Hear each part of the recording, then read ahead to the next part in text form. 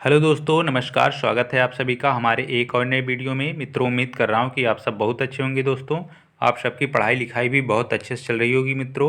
दोस्तों आज हम फिर नए टॉपिक के साथ आप सबके बीच आए हैं और नए नए प्रश्न हैं दोस्तों, जिसको हल करने के बाद आपको बहुत ही आनंद आएगा। तो आइए शुरू करते हैं। आज का पहला प्रश्न है, एनी बेसेंट द्वारा प्रारंभ किया गया स्वराज शासन आंदोलन का लक्ष्य क्या था? तो आपको बताना है कि जो एनी बेसेंट द्वारा प्रारंभ किया गया स्वराज शासन आंदोलन का लक्ष्य क्या था।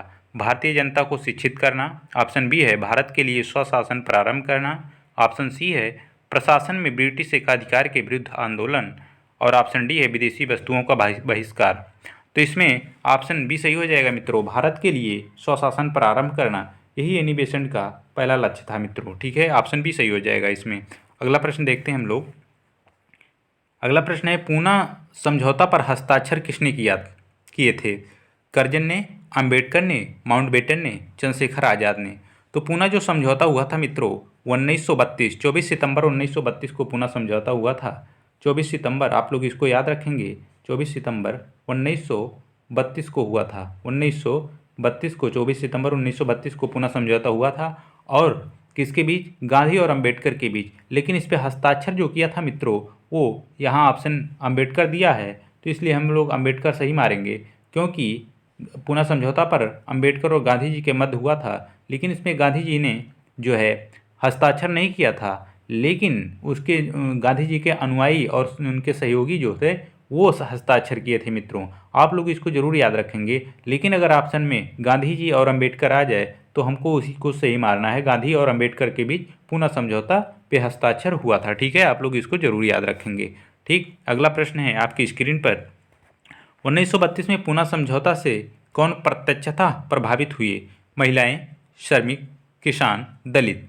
तो आपको बताना है 1932 में जो पूना समझौता हुआ था उससे कौन सीधे सीधे प्रभावित हुए थे? तो इसमें दलित वर्ग के बीच ये लड़ाई थी मित्रों। अंबेडकर और गांधी के बीच लड़ाई तो नहीं थी, ये समझौता हुआ था। पूना समझौता किसके बीच हुआ था? महात्मा गांधी और अंबेडकर साहब के बीच। तो इसमें जो है दलित वर्ग को प्रत्यक्षता प्रभावित किया था ये समझौता। ठीक है, ऑप्शन डी सही हो जाएगा। अगला प्रश्न है आपकी स्क्रीन पर लिखा है। अगला प्रश्न, 20वीं शताब्दी के प्रारंभ में किस महिला ने भारतीय राजनीतिक आंदोलन में भाग लेकर सर्वाधिक अनुप्राणित किया? ऑप्शन ए है सरोजिनी नायडू। ऑप्शन बी है कस्तूरबा गांधी। ऑप्शन सी है एनी बेसेंट। ऑप्शन डी है रमाबाई रानाडे। तो 20वीं शताब्दी के प्रारंभ में जो महिला भारतीय राजनीति में आंदोलन में सर्वाधिक प्रभावित किया था मित्रों, वो थी एनी बेसेंट थी। ठीक है, ऑप्शन सी सही हो जाएगा। ऑप्शन सी सही हो जाएगा मित्रों, आप लोग इसको याद रखेंगे। अगला प्रश्न है, लिखा है नेहरू रिपोर्ट किसने तैयार की थी? नेहरू रिपोर्ट आपको बताना है किसने तैयार की थी। जवाहरलाल नेहरू ने, ब्रजलाल नेहरू ने, मोतीलाल नेहरू ने कि रागेश्वरी नेहरू ने। तो नेहरू रिपोर्ट जो तैयार किया था मित्रों 1928 में नेहरू रिपोर्ट तैयार हुआ था। और किसने? मोतीलाल नेहरू ने वो रिपोर्ट तैयार की थी। आप लोग इसको जरूर याद रखेंगे। 1928 में नेहरू रिपोर्ट आई थी और किसने लाया था? मोतीलाल नेहरू ने। ठीक है, इन्होंने तैयारी भी किया था। अगला प्रश्न है आपकी स्क्रीन पर लिखा है, महात्मा गांधी ने 1922 में असहयोग आंदोलन क्यों वापस लिया था? अधिकतर नेता गिरफ्तार कर लिए गए थे एवं जेल में थे, इसलिए वापस लिया गया था। ऑप्शन बी है अंग्रेज अंशतः मांगे मनमाने को तैयार हो गए थे। ऑप्शन सी है आंदोलन की सफलता की कोई संभावना नहीं दिखी। ऑप्शन डी है चौरी चौरा में हुआ हिंसा के कारण।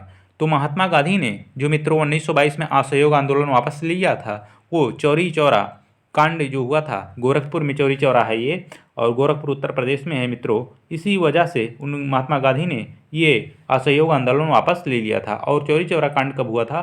5 फरवरी 1922 को हुआ था मित्रों। ठीक है, आप लोग इसको जरूर से याद रखेंगे। 5 फरवरी 1922 को चौरी चौरा घटना घटित हुई थी और महात्मा गांधी ने ही जो है वो इसी कारण जो है असहयोग आंदोलन को वापस ले लिया था मित्रों। ठीक, अगला प्रश्न है, देखते हैं। असहयोग आंदोलन की असफलता के बाद किसके नेतृत्व में कांग्रेसियों ने स्वराज दल नामक एक नई पार्टी बनाई थी? महात्मा गांधी ने, वल्लभ भाई पटेल ने, चित्तरंजन दास ने, मोतीलाल नेहरू ने। असहयोग आंदोलन की असफलता के बाद किसने कांग्रेस के स्वराज दल की स्थापना की थी या पार्टी बनाई थी मित्रों, वो चित्तरंजन दास थे। और इनके सहयोगी कौन थे? मोतीलाल नेहरू थे। लेकिन आप लोग अगर ये पूछा जाए कि स्वराज दल की स्थापना किसने की थी, तो CR दास, इनका नाम संक्षेप में CR दास भी कहते हैं इन्हें। ठीक है मित्रों, आप लोग इसको याद रखेंगे, CR दास इन्हीं को कहते हैं, चित्तरंजन दास। ठीक है, इसको भी आप लोग याद रखेंगे। अगला प्रश्न है, लिखा है कि निम्नलिखित में से किसके द्वारा स्वराज दल का गठन किया गया? मौलाना आज़ाद, चित्तरंजन दास, सरदार पटेल, जवाहरलाल नेहरू। तो निम्नलिखित में से किसने स्वराज दल की गठन किया था या स्थापना किया था? तो अभी हम लोगों ने बताया था कि चित्तरंजन दास कौन थे? CR दास या चित्तरंजन दास। इन्हें देशबंधु के नाम से भी जाना जाता है मित्रों।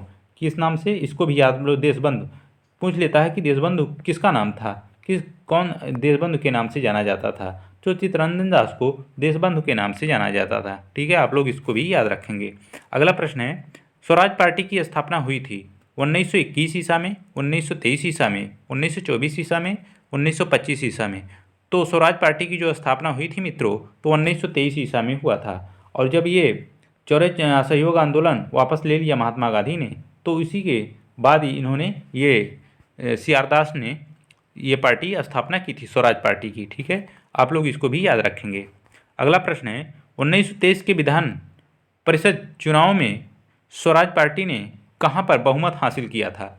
बिहार में, मध्य प्रांत में, या सेंट्रल प्रोविंस इसे कहते हैं। मध्य प्रांत का दूसरा नाम है सेंट्रल प्रोविंसेस। और C है ऑप्शन, मद्रास में कि पंजाब में।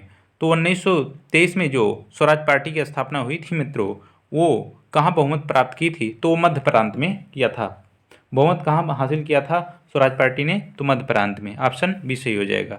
अगला प्रश्न है, लिखा 1940 के बाद प्रथम व्यक्तिगत सत्याग्रही कौन था? मौलाना आज़ाद, जयप्रकाश नारायण, आचार्य कृपलानी, विनोबा भावे।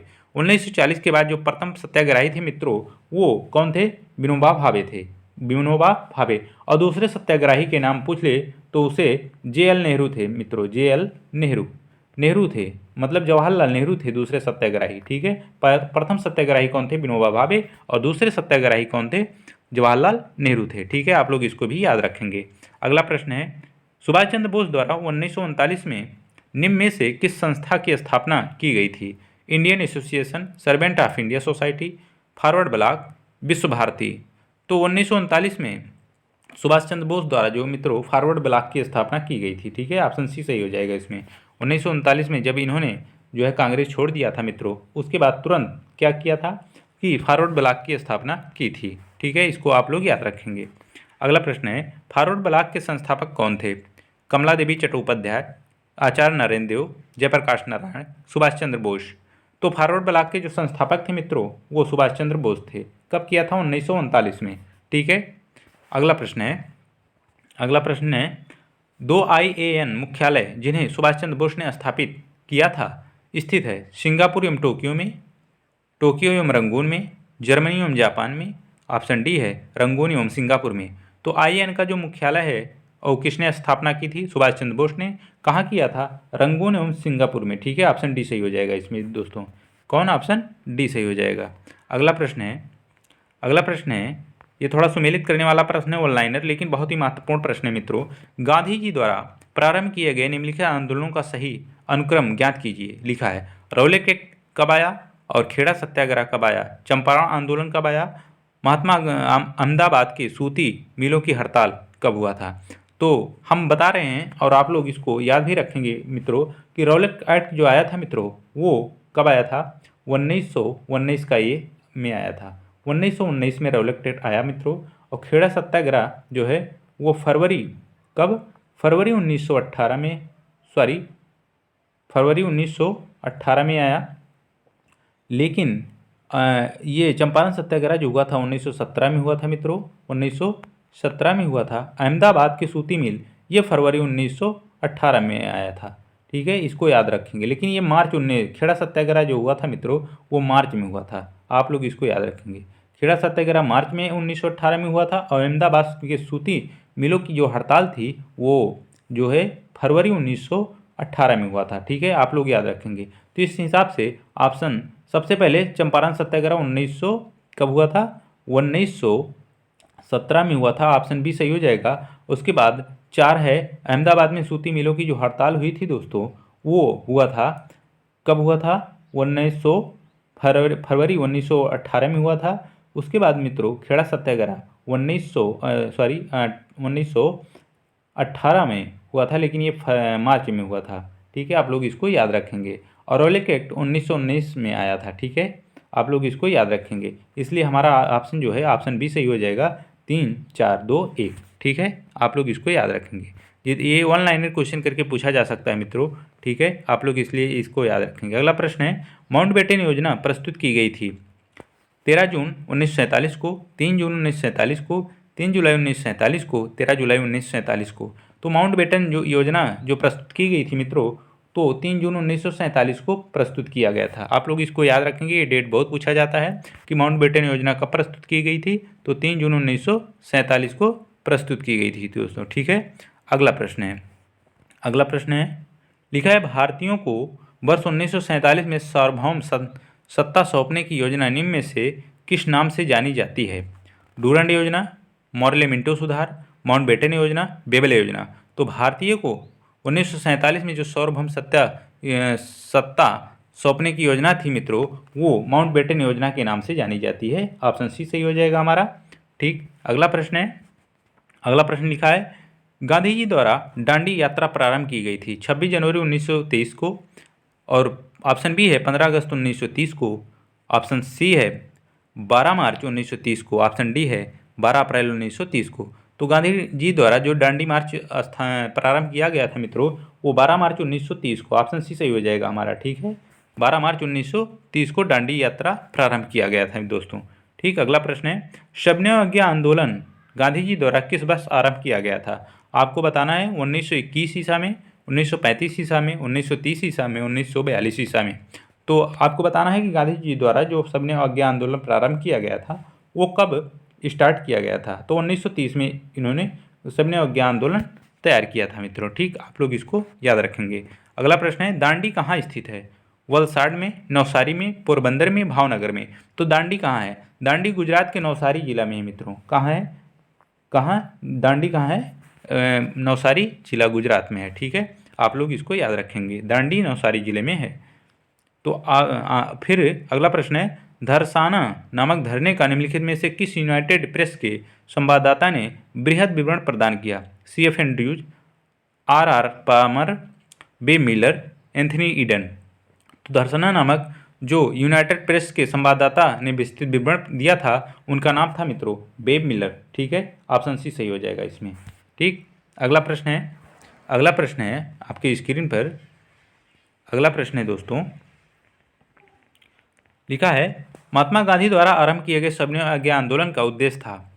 ऑप्शन ए है ब्रिटिश सरकार पर संवैधानिक सुधार हेतु दबाव डालना, भारत में एक उत्तरदायित्वपूर्ण सरकार का गठन करना, ऑप्शन सी है भारत को एक औपनिवेशिक राज्य बनाना, ऑप्शन डी है उपयुक्त में से कोई नहीं। तो मित्रों, इसमें जो गांधी जी द्वारा समन्वय आंदोलन का उद्देश्य जो प्रारंभ करने का उद्देश्य था, वो था मित्रों कि नमक पर जो कर लगाया गया था अंग्रेजों द्वारा, उसको हटाना, और नमक पर से जितने भी प्रतिबंध थे उसको हटाने के लिए ये समन्वय अवज्ञा आंदोलन प्रारंभ किया गया था। तो इसमें ऑप्शन डी सही हो जाएगा, उपयुक्त में से कोई नहीं। ठीक है, ऑप्शन डी सही हो जाएगा। ठीक है मित्रों, बस मित्रों आज के लिए इतना ही। फिर मिलेंगे हम लोग किसी नए टॉपिक के साथ। तब तक सभी आप सब पढ़ते रहिए और प्रैक्टिस सेट को जरूर हल करते रहिए। आपकी तैयारी जो है बहुत बेहतरीन होगी। मिलेंगे किसी और नए टॉपिक के साथ, तब तक सभी को जय हिंद, नमस्कार।